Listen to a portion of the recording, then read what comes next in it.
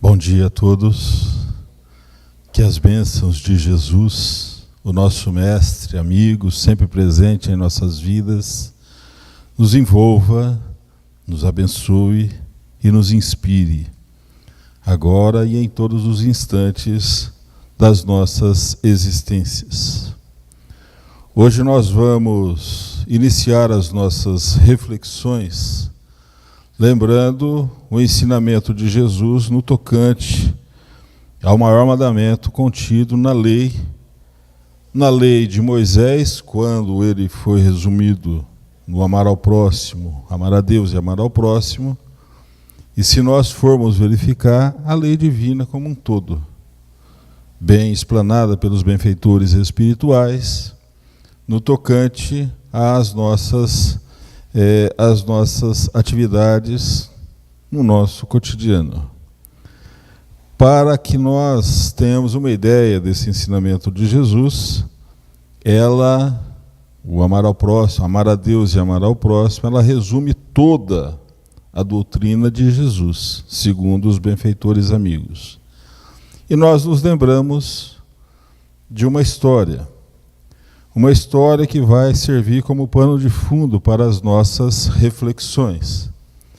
Essa história é narrada por Leon Tolstói, a médium é a Cirineia Yolanda Maffei, está no livro Homens Notáveis, e fala a respeito de um jovem, um moço já na mocidade. Ele, durante toda a sua vida, ele viveu praticamente sozinho. Porque nos primeiros anos de vida, ele não conheceu o pai e, logo em seguida, quando ele ainda era uma criança, a sua mãe desencarnou. E ele viveu praticamente sozinho. Ninguém que o orientasse, ninguém que o conduzisse para as necessidades e as realidades da vida. O que aconteceu é que esse jovem, ele fazia com que as suas necessidades fossem saciadas, cometendo pequenos furtos. Naqueles dias não havia, como nós encontramos nos dias de hoje, essa verdadeira rede de assistência, rede de ajuda àquelas pessoas que necessitam do amparo.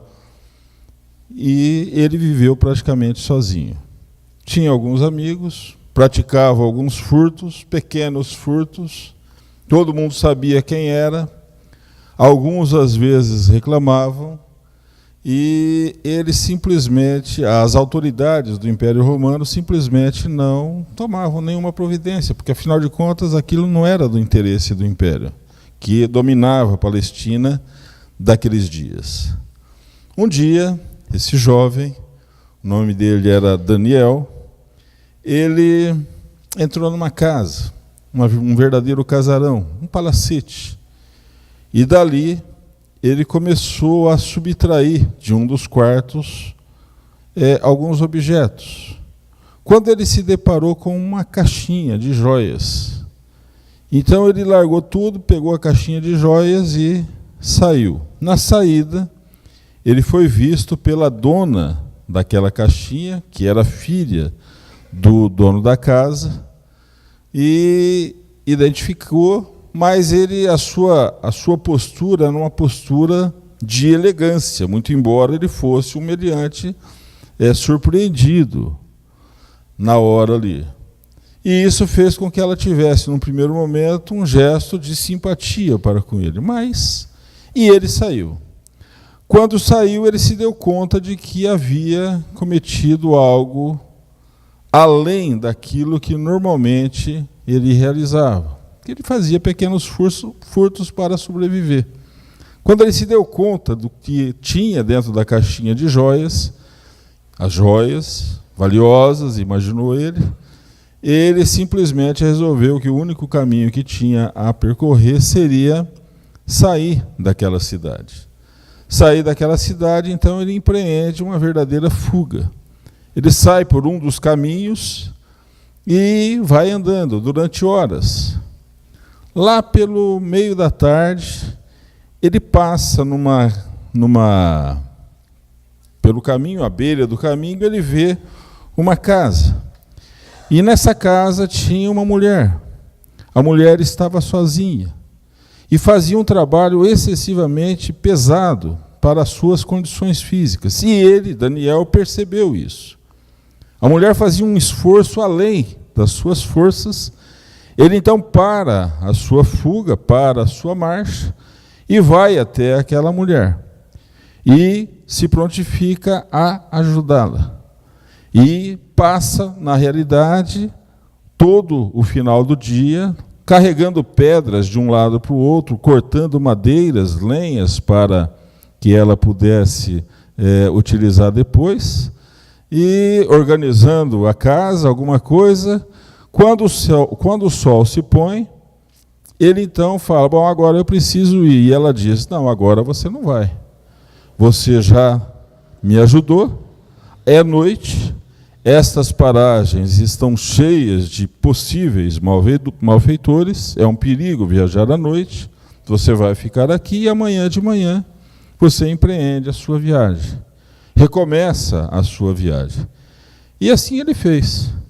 Ela preparou a ceia, preparou o alimento, e depois que ele fez as abluções, ela começou, enquanto eles ceavam, enquanto eles se alimentavam, ela começou a falar de alguém especial. Alguém que estava naquelas paragens, naquela região. Alguém que realizava verdadeiros prodígios. Este alguém anunciava algo novo, um reino diferente. Ele se referia a Deus de uma forma especial. Ele se referia a Deus como sendo um pai, e por consequência todos nós filhos deste pai. Nos recomendava vivermos fraternalmente e que certamente um dia haveríamos de nos entender a todos. Daniel ficou maravilhado com aquela narrativa. Se recolheram, ela foi para sua cama, dormiu, e ele ficou ali, ajeitou-se num canto e ficou ali, passou a noite. No dia seguinte, quando ele desperta, a mulher já havia preparado um alimento para que ele levasse na viagem. Pães, leite, mel, frutas. E ele então, em forma de agradecimento, tocado pela narrativa e pela acolhida que ele na realidade nunca teve na vida, uma acolhida como esta. Ele simplesmente pega um anel daquela caixinha de joias e entrega àquela senhora. E diz o seguinte, a senhora passa aqui por muitas dificuldades, pegue este anel, que eu imagino que tem um alto valor, e passe para frente, venda, faça alguma coisa, faça recursos, para que esses recursos possam ajudá-la a diminuir, a minorar as suas necessidades. E ele então vai embora. Vai embora, continua caminhando durante algumas horas, na realidade era uma verdadeira fuga, e mais à tarde ele olha para o outro lado do caminho e vê um senhor de idade já, também, igualmente, fazendo um trabalho além das suas forças. Aquele homem carregava pedras, carregava madeiras, lenha, né? E tentava reconstruir uma cerca. Daniel novamente olhou, tomado de compaixão, ele foi lá e continuou. Ele se propôs a ajudar aquele homem. E, na realidade, Daniel, fez todo o trabalho pesado. Carregava as pedras de um lado para outro para organizar as lenhas, reconstruiu a cerca, muito embora ele não tivesse aptidão para esse tipo de serviço. E já no final da tarde ele falou, bom, agora eu preciso ir. E aquele senhor, que era um viúvo, na conversa, eles conversavam, ele falou, não, agora está anoitecendo, você vai me acompanhar, nós vamos para a minha casa, lá a minha neta vai preparar o alimento necessário, e amanhã, de manhã, você continua a sua viagem. Que na realidade não era bem uma viagem, era uma fuga. E então Daniel foi. Daniel foi e enquanto a neta daquele homem preparava tudo ali, eles começaram a conversar. E na conversa, aquele senhor e a sua neta também, atenta à conversa dos dois, novamente começaram a falar de alguém especial. De alguém que realizava verdadeiros prodígios. Naqueles dias, naquelas situações da Palestina daqueles dias. Daniel novamente ficou maravilhado. Aquele homem, o viúvo, disse que aquele desconhecido que fazia os verdadeiros prodígios, às vezes realizava verdadeiros prodígios, porque enfermos eram-lhe apresentados e alguns imediatamente se recuperavam. Outros, embora não se recuperassem das doenças, das enfermidades físicas, saíam dali pelo menos reanimados. Daniel novamente ficou animado, curioso com relação àquele homem, que ele não conhecia, que ele nunca ouviu falar. E fizeram a ceia, a refeição, se recolheram, e no dia, e na manhã seguinte, Daniel, quando se despertou para a viagem, estava tudo mais ou menos pronto. Leite, mel, frutas, o pão. E ele, então, em forma de agradecimento e vendo as necessidades daquele viúvo e da sua neta, que não tinham recursos quase que nenhum, ele pega mais uma pedra preciosa e entrega para aquele homem e diz: para que o senhor possa fazer frente às suas necessidades, às suas dificuldades. Venda, troque, faça alguma coisa, transforme isso em recursos. E aí ele se foi. Ele se foi e, andando mais algumas horas, ele viu uma casa ao longe, um pouco, a aparência era de abandono.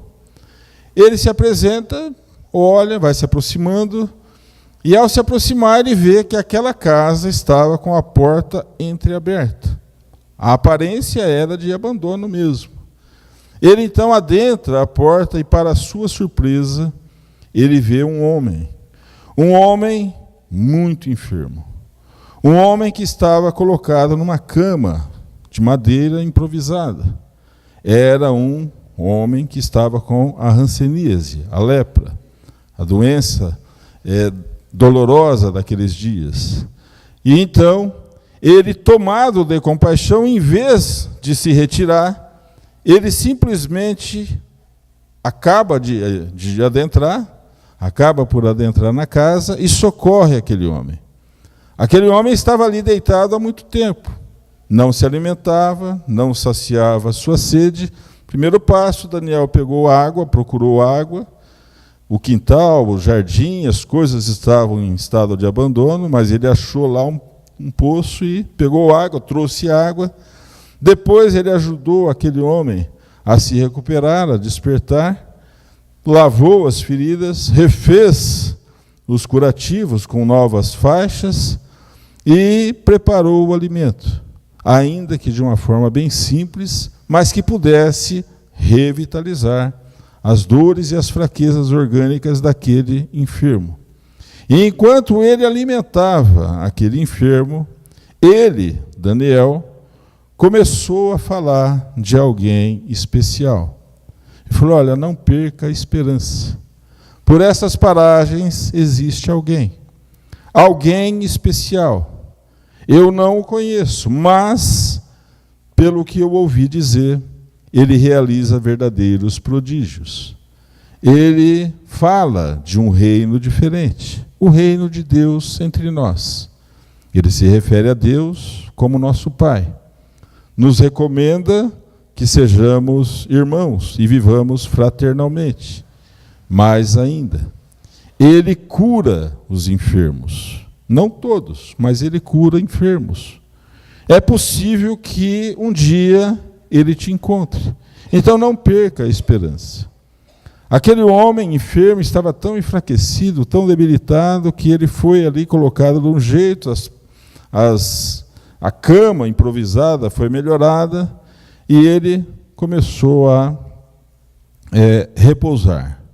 Daniel, tomado de compaixão, não se retirou. Ficou ali a noite inteira, velando por aquele homem, sem nenhum receio da enfermidade, que era uma enfermidade que denunciava dores, e mais ainda, fazia com que as pessoas sentissem repulsa. Daniel preparou mais alimento para deixar no jeito, trouxe mais água para deixar no jeito, arrumou tudo mais ou menos ali, e na manhã seguinte, quando ele ia se retirar, ele se dirige àquele leproso e diz o seguinte: olha, eu preciso continuar a minha viagem, que na realidade era uma fuga. Eu preciso continuar a minha viagem, mas fique aqui com essas joias. Colocou várias pedras preciosas, várias joias em cima da mesa e falou assim: o senhor deve conhecer alguém, peça ajuda de alguém e venda essas joias, faça recursos. O senhor precisa reformar essa sua morada, essa sua vivenda, e um dia o senhor vai se melhorar. O homem, agradecido, não tinha o que dizer, simplesmente agradeceu e Daniel continuou. Mais adiante ele encontra uma mulher, uma moça, pouco mais que uma adolescente. Ela estava tensa, apavorada, e ela se apresentou como sendo uma meretriz e convidava Daniel para ir à sua casa, porque ela necessitava de recursos. Daniel novamente tomou-se de compaixão e foi até a sua casa, não para ter um envolvimento, mas para saber do que se tratava a angústia, a apreensão, a atenção daquela moça. E, ao chegar na sua casa, na casa da moça, ele descobre a razão daquela preocupação. A razão daquela preocupação. A mulher, a moça, era mãe de uma criança de poucas semanas e não tinha nenhum recurso, nem para ela e nem para a criança. Daniel, novamente, tomado de compaixão, sem se dar conta, começa a falar de alguém estranho, alguém que ele não conhecia, mas ouviu falar e que realizava verdadeiros prodígios. Este homem prodigioso, ele realizava verdadeiras maravilhas, e uma delas era fazer com que as esperanças se incorporassem, se estabelecessem nas pessoas que com ele tinham contato, que ela não perdesse as esperanças. Mais que isso, ele tirou a última joia da caixinha de joias e entregou para aquela moça. E falou: pegue esta joia, pegue o seu filho, vá para um lugar distante, onde ninguém conhece, onde ninguém lhe conhece, onde ninguém possa lhe apontar qualquer defeito, qualquer indignidade. E recomece a sua vida. E então, ele pega e sai dali, e a moça fica sem saber o que fazer. Os soldados, a casa onde foi subtraída a caixinha de joias, era de um mandatário romano. Ele era poderoso, materialmente falando.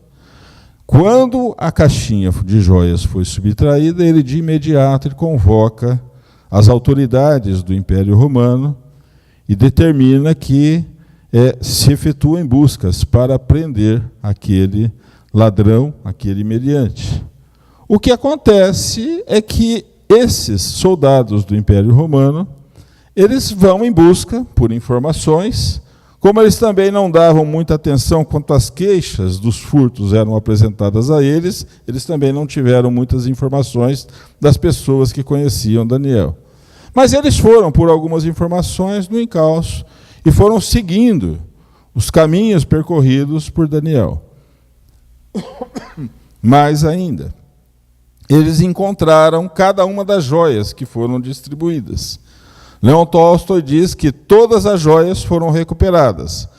Não foram devolvidas ao mandatário, mas foram recuperadas e foram divididas ali entre os próprios soldados. Mas isso é outra questão secundária. Daniel, quando ele sai da casa daquela moça, Agora ele percebe que da caixinha não tinha joia nenhuma mais. Não tinha por que ele ficar carregando aquela caixinha de joias. Estava vazia. Ele joga a caixinha de um lado, anda. Afinal de contas, ele passara a noite anterior acordado, atendendo ao leproso que estava muito enfermo. Então ele encosta numa árvore, na sombra, e adormece um pouco.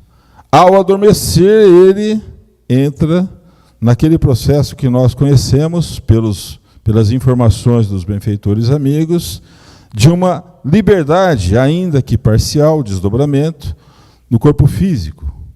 E aí ele vê alguém chegando, em espírito, ou desembaraçado parcialmente do corpo físico, ele vê alguém chegando e alguém que sorri para ele. Era a sua mãe. Ele, de uma forma inconfundível, reconheceu e conversaram um pouco. Ele não se lembrava exatamente do que, mas em determinado momento ela disse mais ou menos o seguinte: se você deseja realmente ser feliz e conhecer o que é a riqueza, o que é a felicidade, procure ou vá por essa estrada. Lá você vai chegar numa cidade, e nesta cidade você vai encontrar este alguém de quem você ouviu falar e a quem você se referiu também nas suas andanças por aqui. Ouça as suas palavras e você saberá o que é ser feliz e rico na vida. Daniel despertou e, ao despertar, aquela visão se desfez. Não conseguia mais, logicamente, perceber em espírito a sua mãe. Mas ele ouviu ou lembrou das últimas palavras: vá por essa estrada e você chegará a uma cidade. Assim ele fez. Despertou e continuou por uma estrada. E por aquela estrada, ele chega a Cafarnaum. Quando ele chega a Cafarnaum, ele vê uma multidão que estava aguardando alguém. Alguém que estava sendo esperado, alguém que estava sendo procurado por muitas pessoas. Eram pessoas aflitas, eram pessoas necessitadas, a sua grande maioria. E as pessoas se dirigiam para a margem do lago. E então Daniel acompanhou aquelas pessoas. Ao acompanhar aquelas pessoas, ele chega à margem do lago. E 5 barcos vinham em sua direção, ou em direção à praia, em direção às ondas, à terra ali. E de um desses barcos, uma pessoa se destacava. Era Jesus. Quando Jesus desceu de um dos barcos, a multidão se achega a ele. E ele vai andando, vai atendendo, para um pouco, conversa com um, conversa com outro. Alguns enfermos eram apresentados, alguns curados, outros reanimados, mas todos tendo a sua atenção. Daniel quis se aproximar e ficou ali, como que plantado, onde estava vendo, acompanhando aquela situação. Quando ele nem se deu conta, Jesus estava na sua frente. Sorri para ele e o chama pelo nome. Daniel, meu amigo, venha. Vamos à casa de um amigo. Lá poderemos conversar. E Daniel não entendeu nada, estava surpreso com essa situação, mas sentia que não poderia ser de outra forma. Ele acompanha Jesus, os discípulos, e vão para a casa de um dos discípulos. Ali, Jesus começa a falar sobre coisas novas, que Daniel nunca tinha ouvido falar. Valores que ele não conhecia, ou pelo menos que não fazia ideia de que pudessem realizar a vida de muitas pessoas. Daniel ficou maravilhado, foi acolhido, e nos dias seguintes ele continuou ali naquele grupo. Ele não tinha aptidão, não tinha conhecimento para nada, então ele fazia serviços menores, serviços de menor importância, mas continuou trabalhando. Até que um dia, numa manhã, Jesus volta-se para ele e lhe pergunta mais ou menos o seguinte: Daniel, pareceu-te injusta a situação daquele leproso? solitário e abandonado naquela casa. E Daniel ficou meio atento, falou, mas como? Eu tenho certeza que eu estive lá sozinho com aquele homem. Como é que como nós dizemos nos dias de hoje, como é que esse cara sabe disso? E então, Daniel ficou com aquilo na cabeça o dia todo. Fez o trabalho, participou, queria conversar com Jesus, mas sempre tinha alguém perto. No final da tarde, quando Jesus reuniu os amigos, ele falou sobre a reencarnação. Ele falou sobre os compromissos que nós assumimos. Ele falou sobre as causas das nossas aflições, que muitas vezes nós, sem nos darmos conta, realizamos no momento, e em algum momento mais adiante teremos que regularizar perante a própria consciência e perante a lei divina. Ele falou sobre as provas e as expiações, de uma forma diferente, que todos entendessem. Falou sobre amor e falou sobre a caridade. Até que Daniel voltou-se sozinho para Jesus e disse, Senhor, podeis curá-lo? Ele ainda estava com aquilo na cabeça desde a manhã, acerca do leproso. E Jesus disse, meu amigo, seria melhor que perguntasse isso de uma outra forma. Pelo que Daniel aprendera naquele dia ou naqueles dias, certamente a cura não dependia de Jesus, mas dependia de como estaria o enfermo, se já em condições de se recuperar. É o que acontece com muitos de nós. Às vezes enfermamos, ficamos doentes, e muitas vezes necessitamos ou queremos a cura imediata. No entanto, a cura muitas vezes não é o melhor remédio.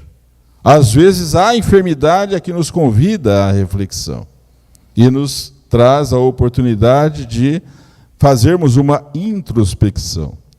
Daniel compreendeu isso e disse mais ou menos o seguinte, Senhor, ele tem condições de ser curado? Essa era uma forma diferente de fazer a mesma pergunta. E Jesus disse, sim. Amanhã de manhã, nós dois, você e eu, voltaremos à casa daquele homem. E aí a gente vê o que faz. A noite passou e Daniel não dormiu, porque afinal de contas, amanhã de manhã nós voltaremos à casa daquele homem. Daniel tinha certeza de que estava lá sozinho.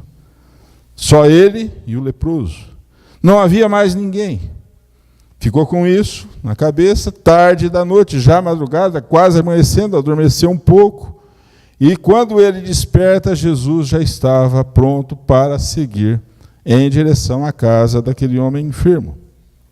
Então, Daniel pergunta, Senhor, eu tenho certeza de que quando eu estive na casa daquele homem que está enfermo, onde nós voltamos agora, o Senhor não estava junto.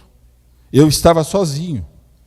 E Jesus disse, parou e falou, Daniel, quando você, tomado de compaixão, socorreu aquela mulher viúva e fez com que ela tivesse minoradas as suas necessidades, o seu trabalho, o seu esforço, quando você esteve junto a ela e ela falou do meu nome, eu a inspirei para que você me conhecesse. Quando você igualmente socorreu as necessidades, o esforço daquele viúvo e da sua neta, e eles falaram do meu nome, mais uma vez eu os inspirei, para que você fixasse a realidade da minha existência. Quando você socorreu este homem enfermo, eu o inspirei. Tomado de compaixão, você veio até aqui. E ao invés de sentir medo, você sentiu compaixão. Sentiu as dores que este homem sentia. E eu o inspirei para que você despertasse nele a esperança. Quando você encontrou aquela nossa irmã equivocada e falou do meu nome para ela, eu o inspirei para que ela tivesse a esperança retomada. As únicas vezes em que eu me afastei de você foram aquelas horas onde você tinha que resolver por si só o que fazer com aquelas joias. que não eram suas.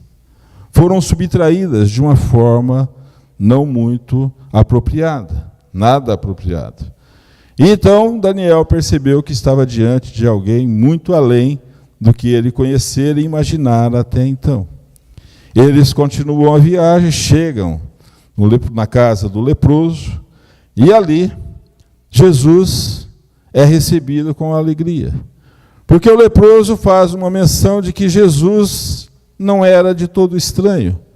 Era alguém que se apresentava nos seus sonhos e lhe falava algumas palavras que ele não conseguia recordar bem, mas quando ele despertava, ele estava mais esperançoso. Tinha certeza de que algo poderia acontecer para melhor.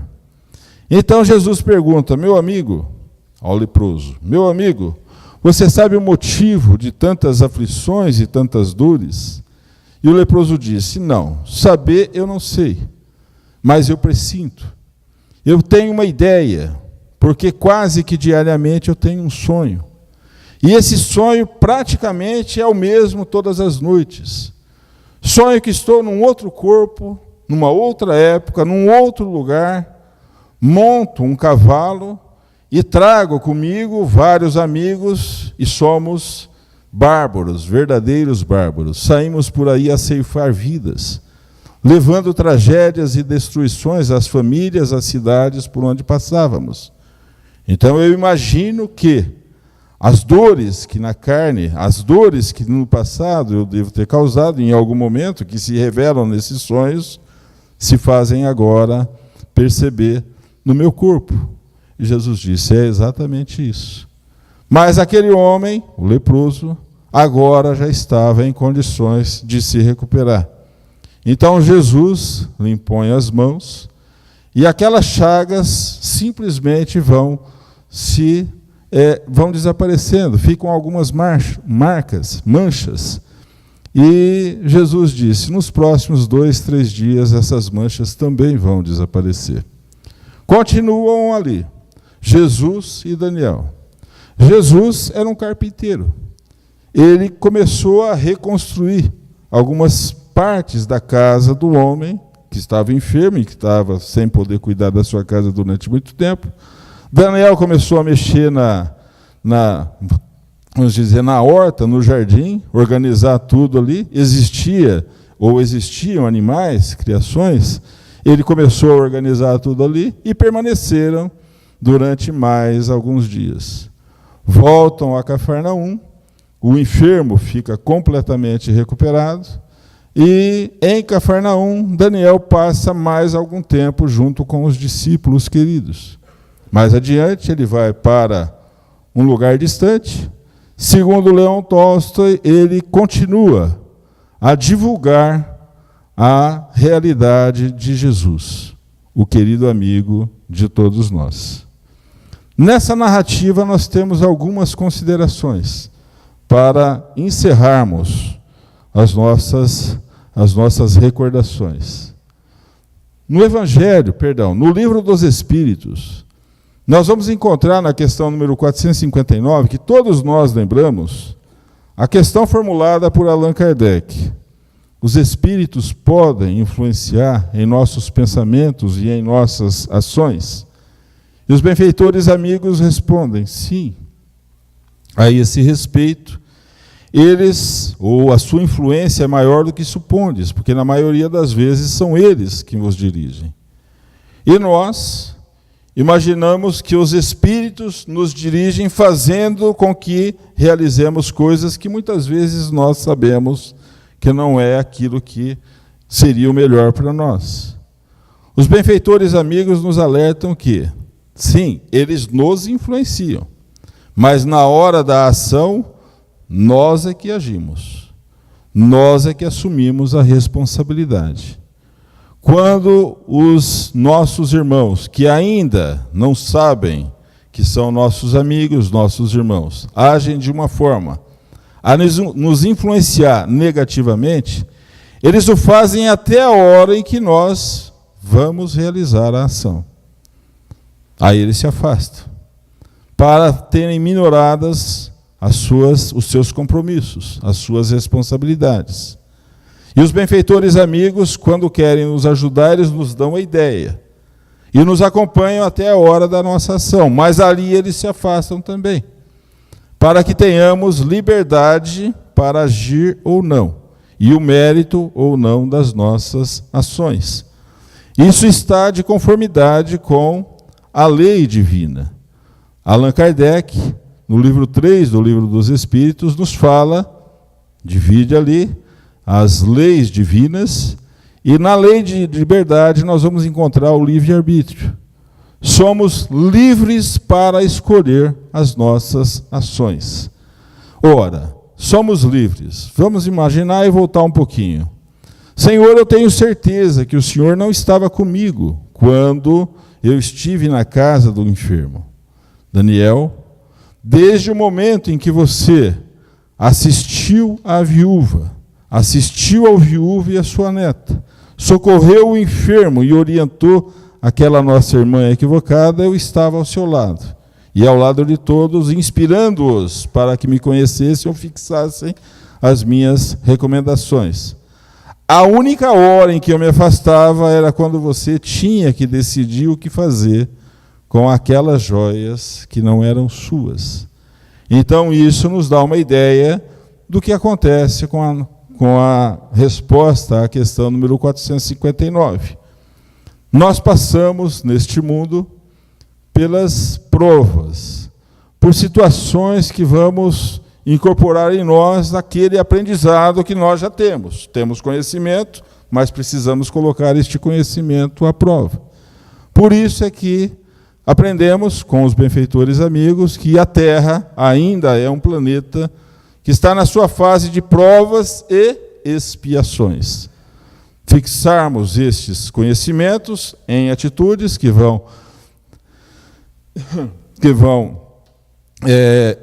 vamos incorporar em nós e realizarmos o nosso aperfeiçoamento, cumprirmos a nossa parte na obra da criação também em decorrência e nos melhorarmos. E de vez em quando, na realização dessas provas, nós cometemos alguns equívocos que precisam ser reparados. Reparados, primeiramente, em relação a nós mesmos. A nossa consciência, quando registra que erramos.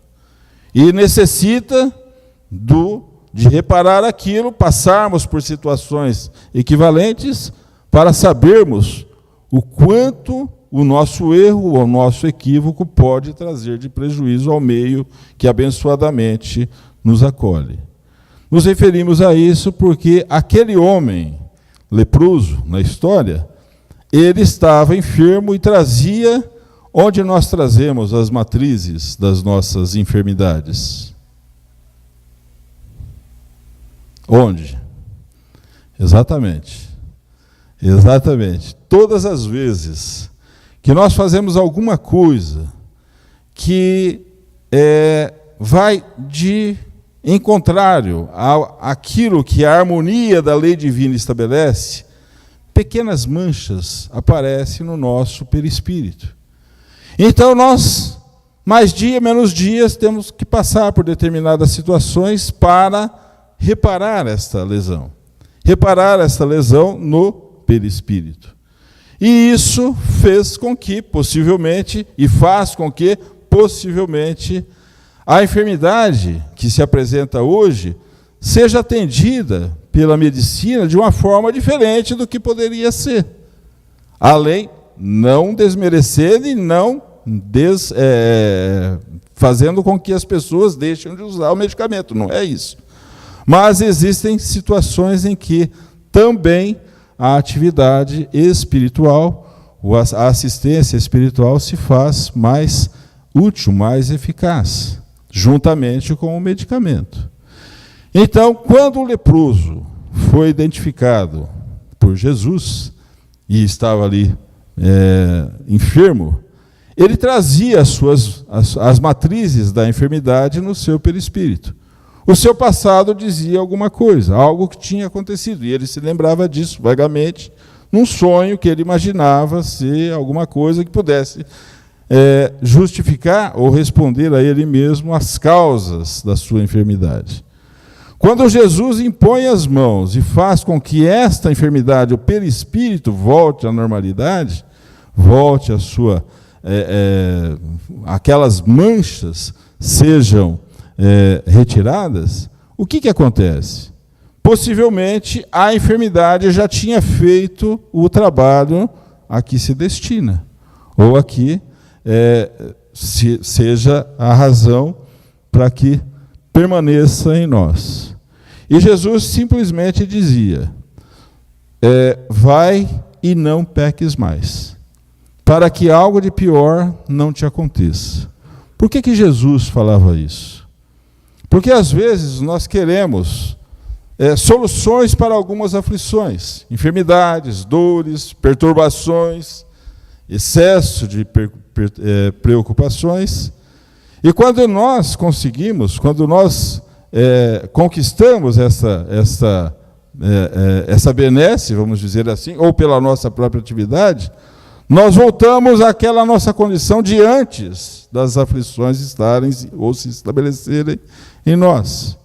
Quando Jesus falava, vai e não peques mais, não faça de novo o que fez que deu causa a isso. Faça algo diferente. Essa é a recomendação. E a recomendação maior está naquilo que nós nos referimos no começo. Amar ao próximo, amar a tudo que nos rodeia e tudo o de que somos parte neste mundo que abençoadamente nos acolhe. Para encerrarmos as nossas reflexões, nós vamos, mais uma vez, lembrar uma frase de Joana de Ângeles. Está no livro Ante os Tempos Novos. Joana de Ângeles, pela psicografia do Divaldo Pereira Franco, diz mais ou menos o seguinte: Jesus, quem o viu passar, apenas viu. Mas quem o encontrou, frente a frente, face a face, nunca mais foi o mesmo. Tenhamos isso em mente, que o Mestre querido nos abençoe a todos. Muita paz.